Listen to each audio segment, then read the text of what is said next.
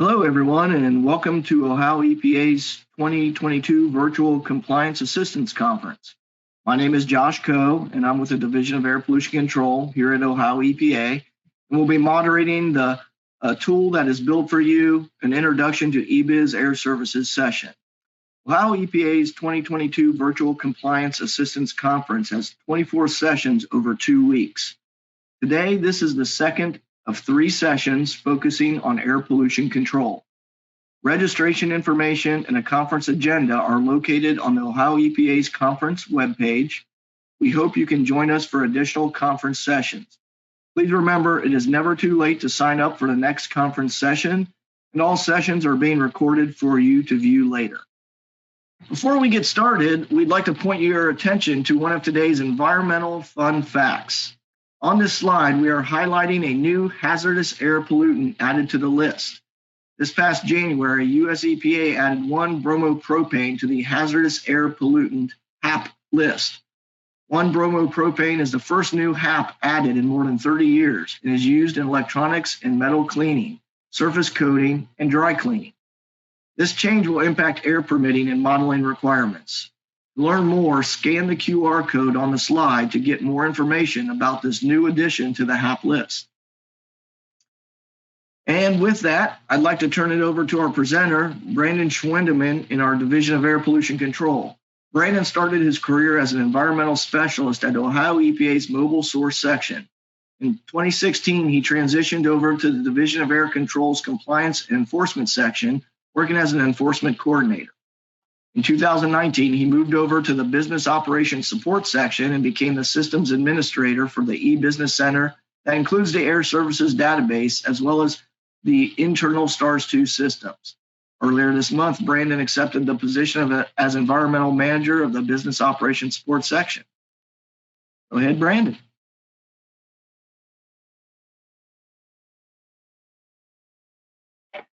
All right, thank you, Josh. Thanks for that intro. I hope everyone is having a good morning so far. Thanks for joining us. So let's go ahead and get started. We're going to kick it off with a quick poll. Yes, so let me go ahead and start that. Poll question: how familiar are you with Air Services? Never used it before. I used it once or twice per year. Use it frequently. Please select the appropriate response and click submit. Let me launch that.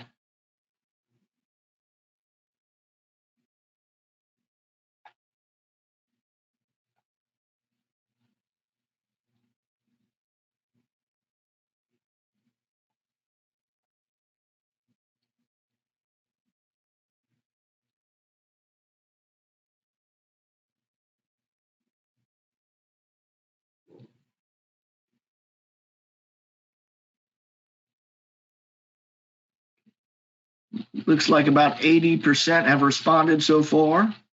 Those of you who have not yet responded, go ahead and submit your responses, and we'll close the poll here in a few seconds.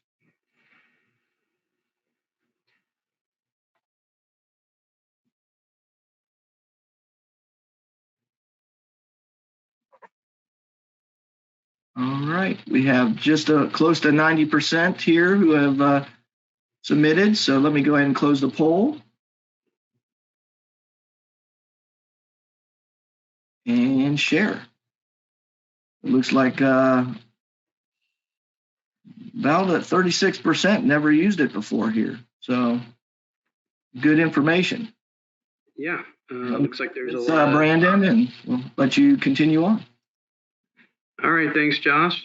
Yep, it looks like there's a lot of new users. It's pretty even, but glad to see some new folks that are interested in learning about Air Services today. So. The learning objectives for today. So the learning objectives for today are that I hope that you get a good idea of all the tools available in Air Services that can help you interact with Ohio EPA. I also hope that you will recognize the abundance of facility information available to you and have a basic understanding how to create and submit information to the Division of Air Pollution Control. So before we get into air services, I wanted to quickly go through a basic overview of Ohio EPA's eBusiness Center, or eBiz for short. It's the web portal for Ohio EPA electronic submissions. There are several services currently available, like paying various fees, asbestos notifications, solid waste and wastewater reporting, and several other services associated with divisions across the agency.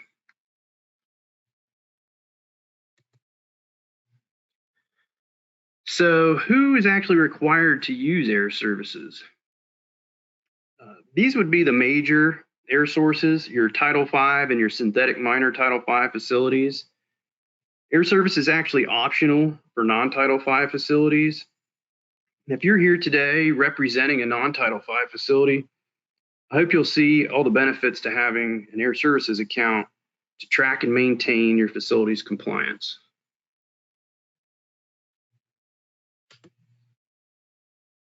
So it looks like we've got another poll question here already.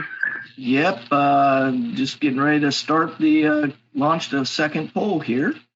So please go ahead and take your shot here. What's your current job role? Business owner, facility environmental contact, legal attorney, consultant, or other? So go ahead and submit your responses.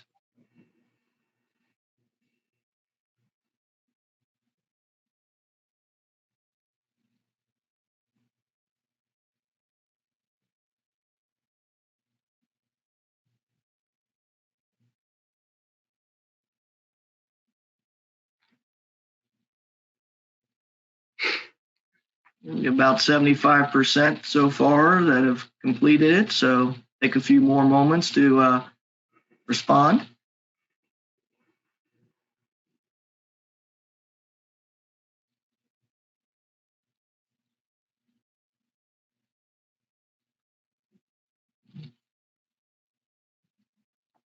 Okay. With about 90% submitted, we'll go ahead and close the poll here, and I'll share the results. Like quite a bit, over 60% of facility environmental contacts. So there you go, Brandon. All righty, thank you, Josh. It's a good audience to have here today.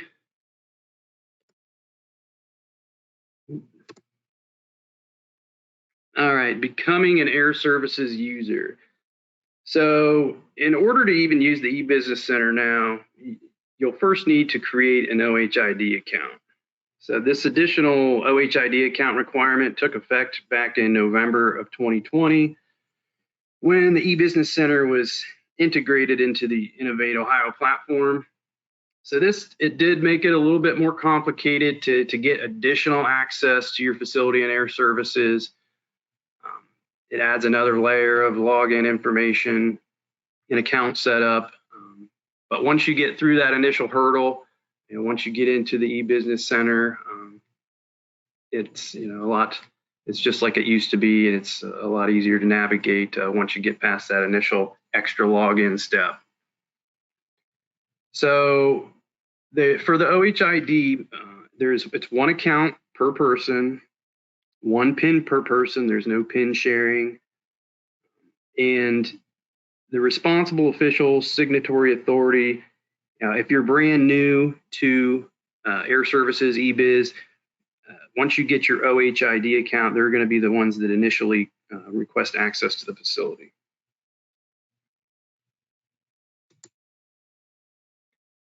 And what can you do in Air Services? Well, you can create and submit permit applications, you can submit emissions reports, several types of compliance reports, facility profile and facility contact changes can be done through Air Services. And you can also view historical facility data, like previously submitted permit applications and emissions reports.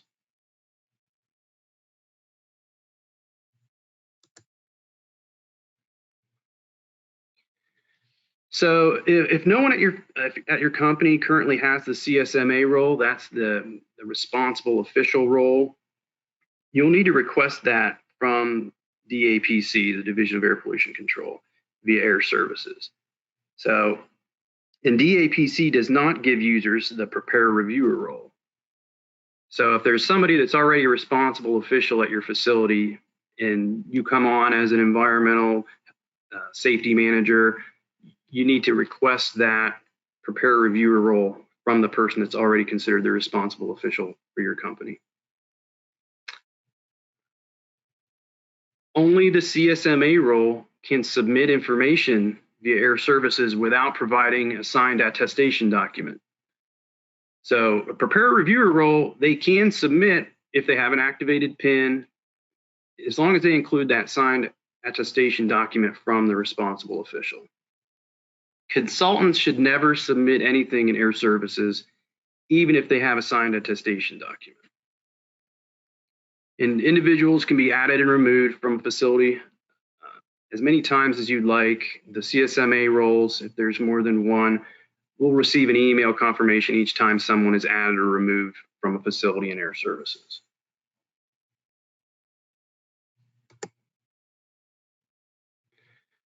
So this is just a screenshot of the eBiz homepage. All the available services you'll see are listed on the left. They're listed as links on the left side of the screen. Air Services is right at the top. On the right side of the screen is where the responsible official, the CSMA role, can delegate facility access to other users. For example, give another employee at your office the prepare reviewer role.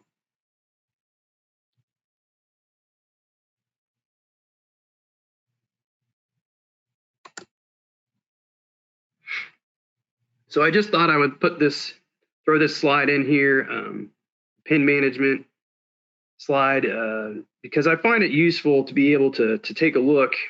If I'm testing things and I'm going to be submitting, if I have to use my PIN, I know that I'm going to be submitting something and I'll need it. If you go up there, navigate to that My Account button across that main toolbar, go to PIN management, view PIN. If you enter in, it'll ask you to enter one of your security questions that you previously set up. You enter your security question correct, click view PIN, and it'll show up.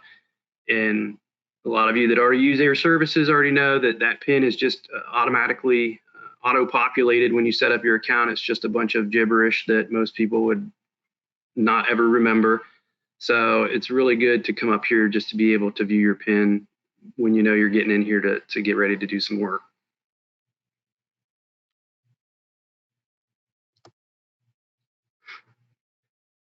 So once you click on Air Services from the eBiz homepage, you'll then navigate to the Facility Association information page. And this is where you can add and remove facilities from your account. You will need to have an activated PIN before you'll see that little green Add Facility button on the right side of the page. If you do not have an activated PIN, that button will not be there. And so that's kind of a dead giveaway when someone calls us saying, hey, I'm trying to add my facility, but I don't see how. If they don't have that button there, we just need to, because when you get your PIN, there's kind of an additional step that says, you know, you've been approved for a PIN, then you have to activate that PIN. So from here, you can select a facility you want to work on. Now, a lot of folks, you might just have one facility there. If you're, say, an oil and gas company, you may have 200 facilities listed on the left-hand side. And it also gives you the regulatory program ID. We just call it a facility ID in air pollution. That's the main identifier for us whenever we're talking to somebody and they want us to look up some information about the facility. We ask for the facility ID, so that's good to be aware of. And you can remove facilities from your account at any time by selecting the red X under the action column on the right side of the table.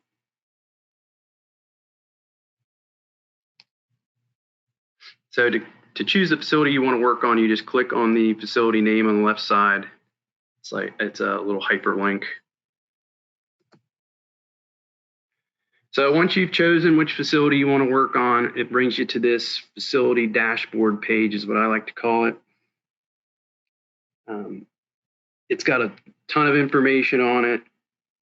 The historical facility information can be viewed from the left side vertical menu. The owner contact page can be accessed from here. It's the one at the very top.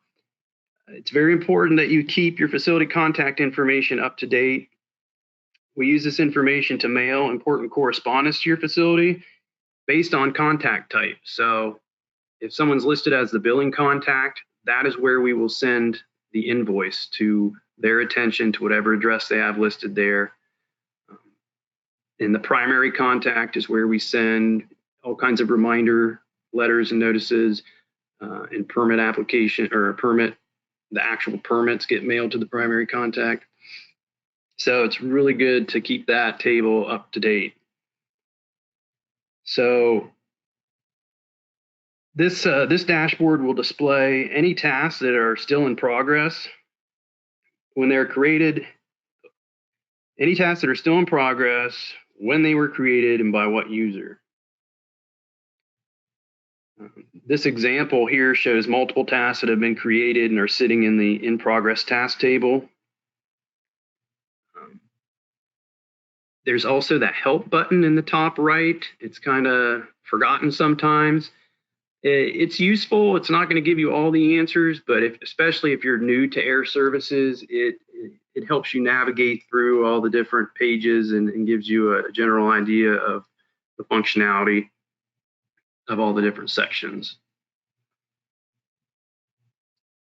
So if you click on the View Facility Profile button there in the middle of the screen, it'll navigate you to the Facility Profile Detail page.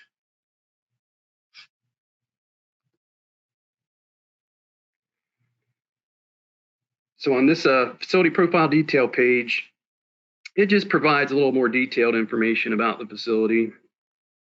So you can see there on the left side, you now have the expanded facility tree that lists all the emissions units at the facility.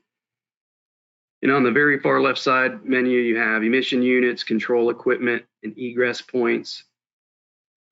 So if you click on one of those, it'll give you all the detailed information in a table format for each of those details. As you can see, this is a Title V facility example, so it doesn't have a PER due date, but if you were synthetic minor, non-Title V, and you had a PER due date, it would list it there. Just as a reminder, this shows Title V certification report due April 30th, so that's what's going to display for Title V facilities. I'm actually going to go back. I want to talk a little bit more about that left side menu. So it's got owner contact, applications, permits, compliance reports, correspondence. So I find this very useful when I mention historical facility information. So say you want to make sure that you didn't miss something. If you click on that correspondence link, it will bring a table up that has any letter, any hard mailed letter that Ohio EPA has sent to the facility. So all the reminder notices will be in there, invoices will be in there. So it's quite useful if you want to know, hey, did they send an invoice? You can come in here and look, and you can actually print the actual letter out. It's a Word document, downloadable document, so that you can actually see the document that was mailed, not just what was mailed and when. It's very useful. You can look at old emission reports that had been submitted previously. So I think I might hit on this again later, but I just wanted to kind of reiterate that.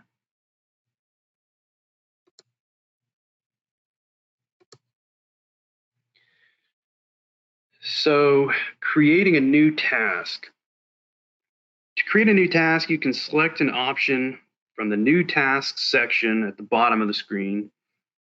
The list on the left side contains facility profile and facility contact change tasks and all the available permit application related tasks.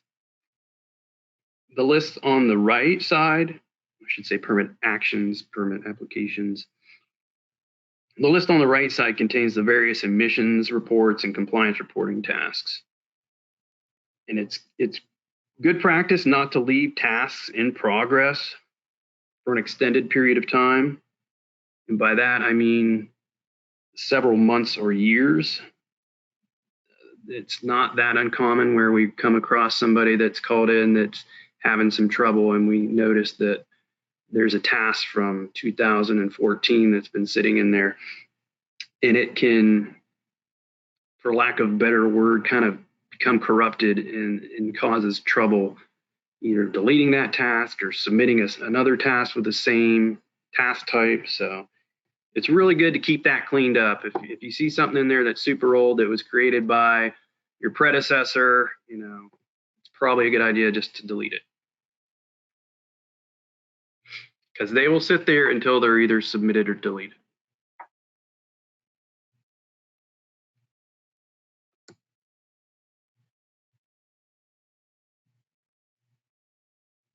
All right, validating and submitting.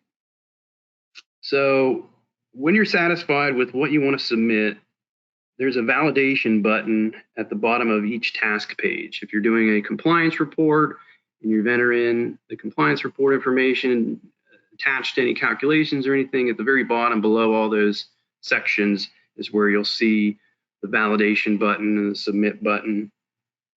So once you're ready to submit and you click on the validation button, so after you validate and there are no errors, and you'll see a notification at the top of each task screen indicating whether or not the validation was successful or not. If it's not successful, a pop-up will show with the different error messages and a brief description of where the error is located.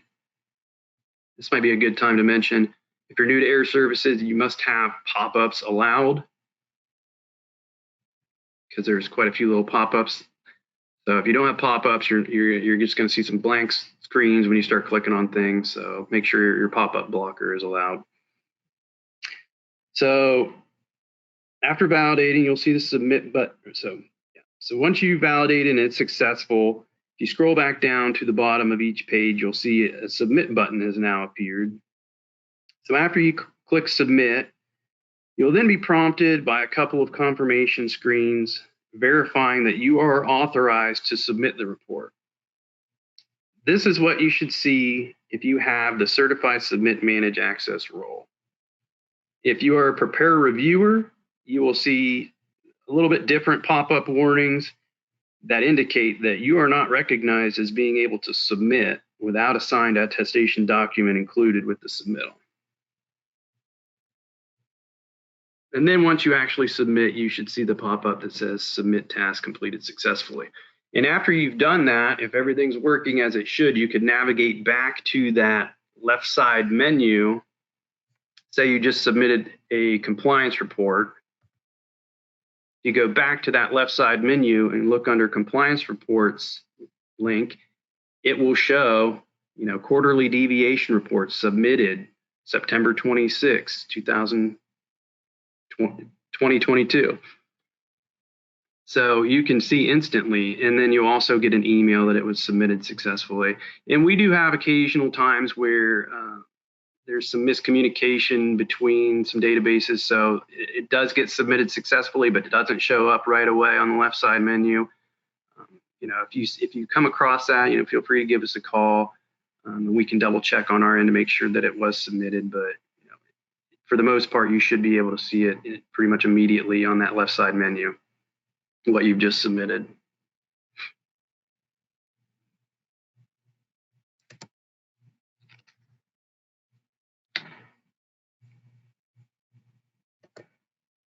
So, key takeaways, take advantage of everything the eBusiness Center has to offer, and keep your facility profile and contacts up to date.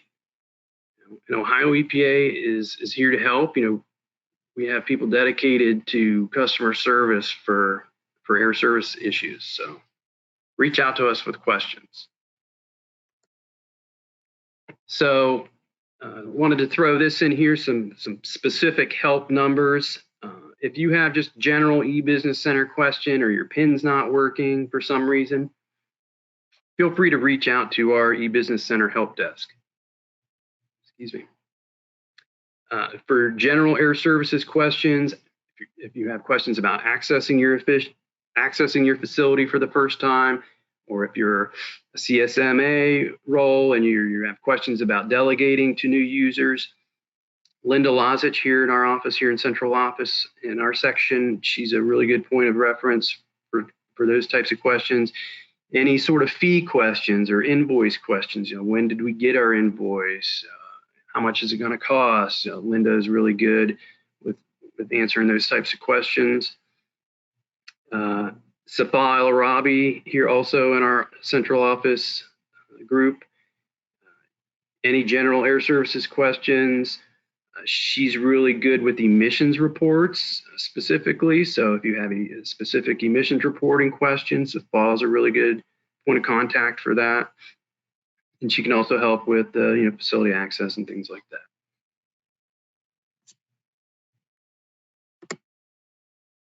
So I think it's time for our third and final poll.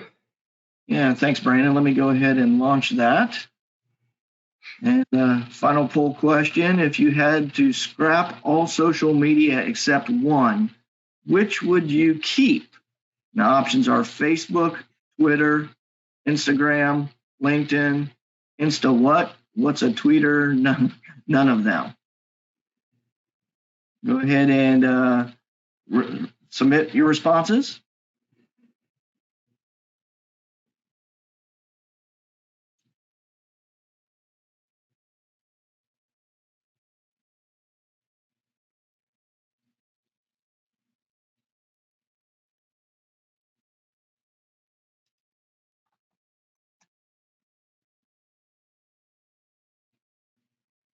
About 70% responded so far, so we'll give it a few more seconds.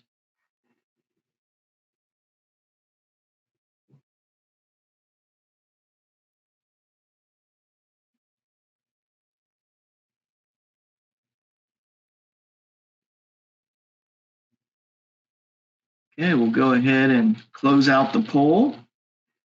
Over 90% voting.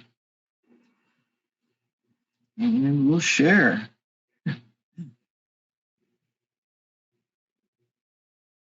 There you go, Brandon. Looks like Insta what? All right. Yeah, a lot of folks feel the same as me. I'm not big on social media. That's probably what I would have chosen. I do know what Instagram is, but never used it. All right. Thank you. Yep, there's my contact information. Feel free to reach out to me with any questions. And that really concludes the presentation. I know I went through that pretty quickly. I didn't know how much time we were going to have for any questions at the end. Yeah, thanks, Brandon. We're now going to go ahead and answer some questions that have been submitted during today's presentation. So, as a reminder, you can still submit questions through the question pane. We'll do our best here to answer as many questions as possible. If we do not answer your question during the Q&A portion, we will reach out to you via email following today's session. First question for the day here. Would it be possible to have eBusiness Center Air Services send a notification to your email when you have a correspondence? This would be helpful for the primary contact to ensure we don't miss a notification in case we forget to check the correspondence. In parallel to that, do not receive a copy in the mail or receive our mail late.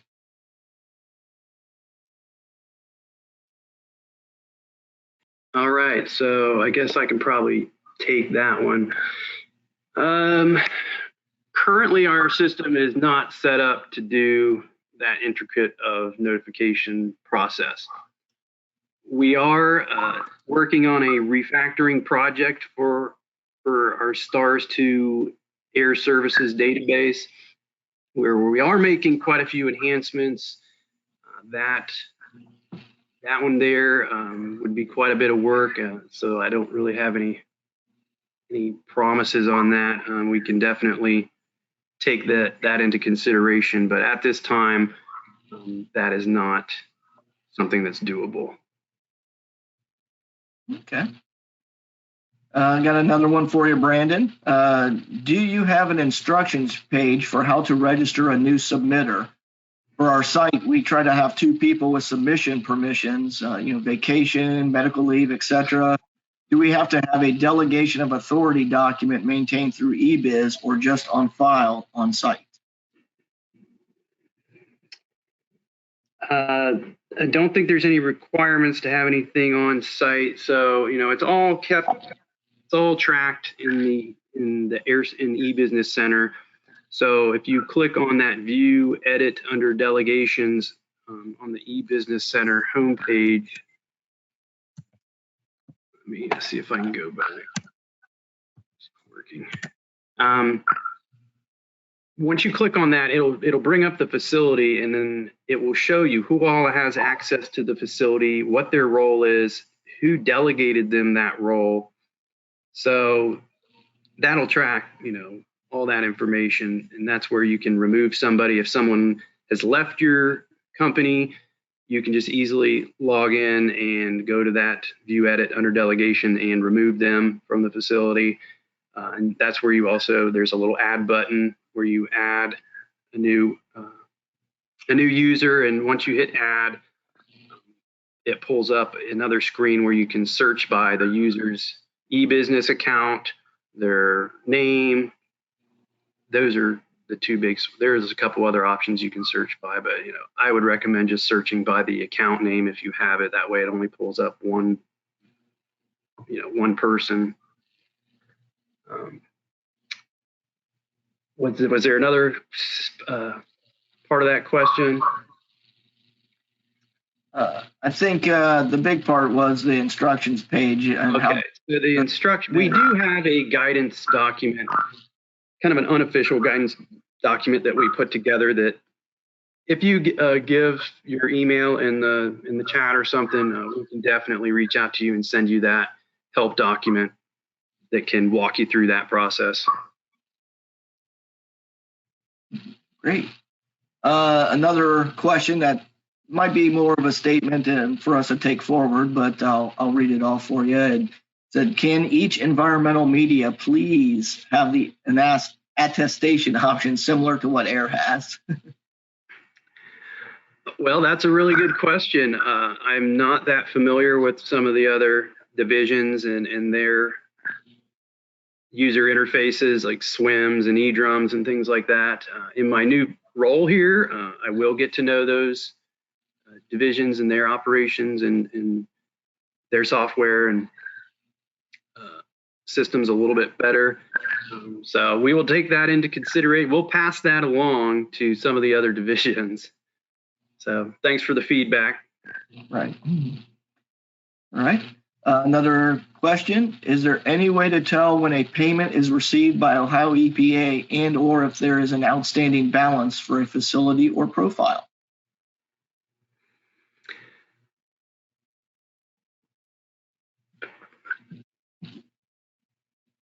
I'm sorry, can you repeat that one last time? I just want to make sure I address everything. Yes. So is there any way to tell when a payment is received by Ohio EPA and or if there is an outstanding balance for a facility or profile? So I think the only way to know that a payment was received would be for the user to check to see if the check was cashed, if you mailed in a check, or if the credit card was charged, if you paid with a credit card. We do not, I think if you pay through the eBusiness Center via AIR Services, that you get, if you pay with a credit card, you might get some sort of notification. I'm sorry, the last part one more time, Josh, I'm sorry. Yeah, if there was an outstanding balance for a facility or profile, is there a way? I think so. There's not a way you can just look up to see, your facility, is there anything outstanding? You would need the revenue ID number, which you could go to the online fee payment option in eBiz. And if you type in that revenue ID, it would tell you whether or not there's a balance or not. Great. Okay. So what web browser is currently best for eBiz? Google Chrome or Microsoft Edge are what we recommend. Our IT department, they kind of recommend Microsoft Edge for a lot of things we do here, but I have not had a problem with Google Chrome. So either one of those, I believe, is fine. And if some of you have been around for a while and have used Air Services eBiz for a long time, there was a time where we were kind of going through some growing pains, and you had to do all kinds of jump through hoops for browser settings, to allow insecure content and things like that. Now that's all been resolved. So the only thing now that you need to do if you're using Chrome or Edge is make sure that you have your pop-up blocker turned off when you're using the Business Center.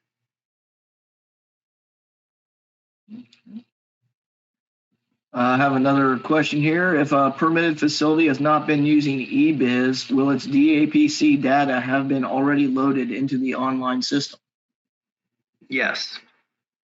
So if you've just been doing paper applications for years and submitting your biennial non-Title V emission blue card by hard copy mailing it in, all that gets uploaded into our database that, once you gain access to that facility, it will all be waiting there for you.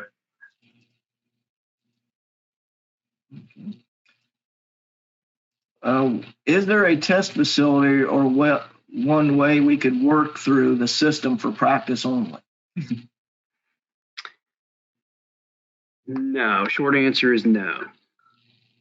We have internal test servers, but that's only for internal staff. So, but we are very willing to walk anybody through any sort of questions. I mean, if you want to get on, you want to set up a Teams call with Linda or Safa or myself for an hour, and you're a brand new user, we'll walk you through how to create a task, submitting an emission report. We don't have a problem doing that. So really feel free to reach out to us. We'll walk you through it. Okay. And I've got one that's a little more of a statement than a question, but email notifications should be a priority for website redevelopment. Paper letters and emails, especially during COVID, were a mess, and there was a lot of miscommunication. Also, the website correspondence was inaccurate. So just reinforcing the thought of email notifications. Let me get on to another question here. With an attestation from the responsible official, can a delegee update delegations? So yes, if you have the certify, submit, manage, access role, maybe you're not the responsible official, but you have the CSMA role, you can update the delegations page. If you have preparer reviewer privileges, the preparer reviewer role, you will be able to view that delegations page. You can see who all has access to a facility, who's, what role they have, but there will be no add user button. It'll be there, but it'll be grayed out. And also the remove, delete user button would be grayed out for a preparer reviewer. So it's just built into the software that there's no way for a preparer reviewer to add or remove anybody from the delegations page. Okay.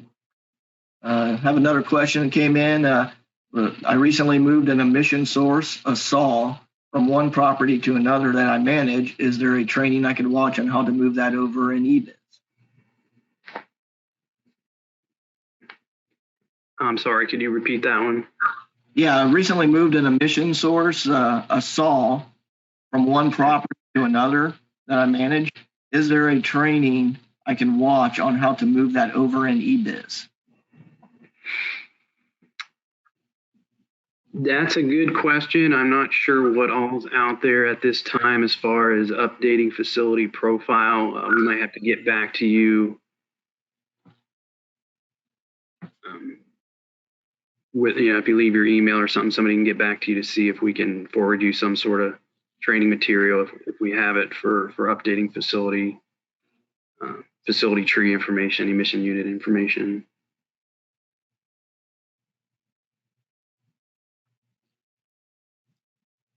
Okay.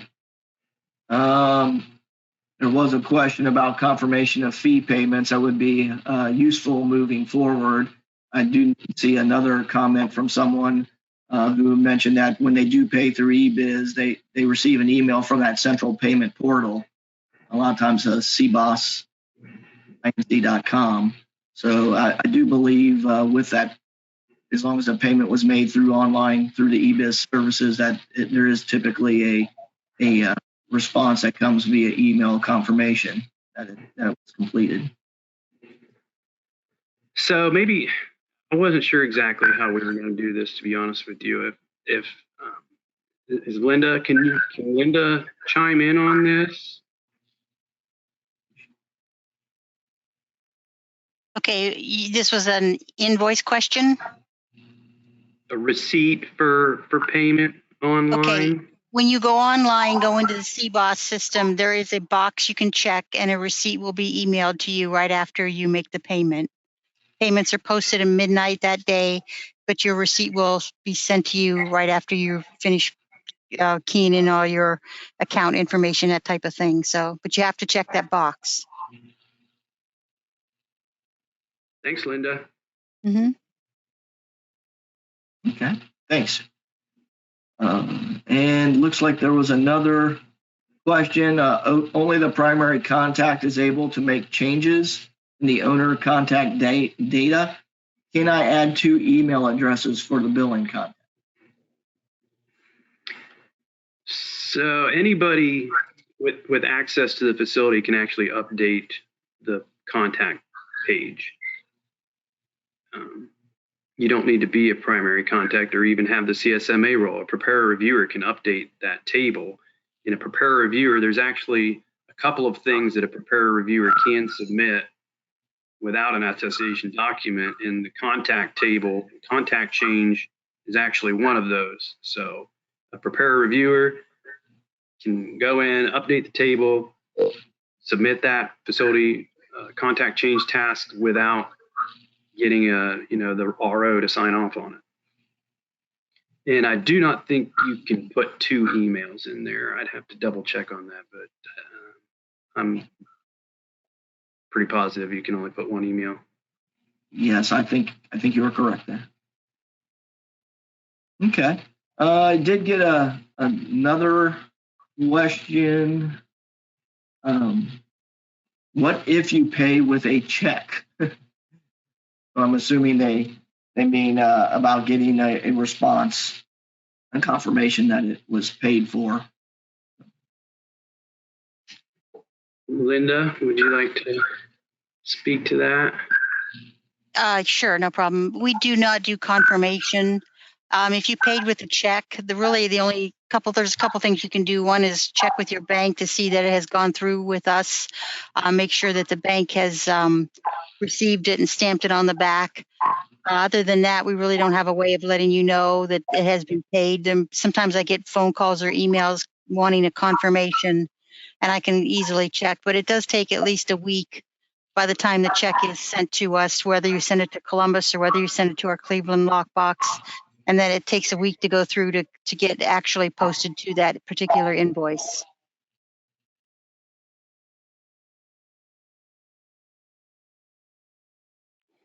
That's all I really have on that. All right, thanks, Linda. Okay. Scanning to see if we have any more questions. My group can help send any more to me on the chat line.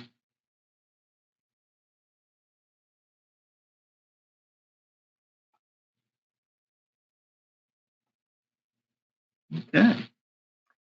Well, I think we're getting about to the end of most of the questions. I mean, you could still follow up after the session with and so forth. So thank you, Brandon, for a great presentation.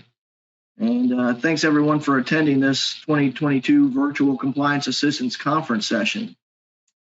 Before we end the session today, we would like to point your attention to another one of today's environmental fun facts.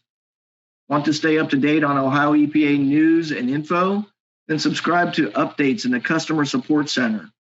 To receive notifications of upcoming webinars, newsletters, and other Ohio EPA training opportunities, please go to our Ohio EPA Customer Support Center and create an account. Within your account settings, select Subscribe to Updates, and then select your subscription preferences. You can scan the QR code on the slide to get more information about our Customer Support Center features.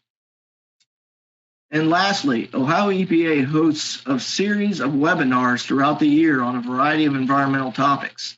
This slide provides information on how to register for these upcoming webinars, where to find recordings of previous webinars, and how to sign up to receive notifications of upcoming webinars through our Ohio EPA Customer Support Center. And with that, we will end the session of Ohio EPA's 2022 Virtual Compliance Assistance Conference. We hope you can join us for other conference sessions. Thank you again for joining us, and have a great day.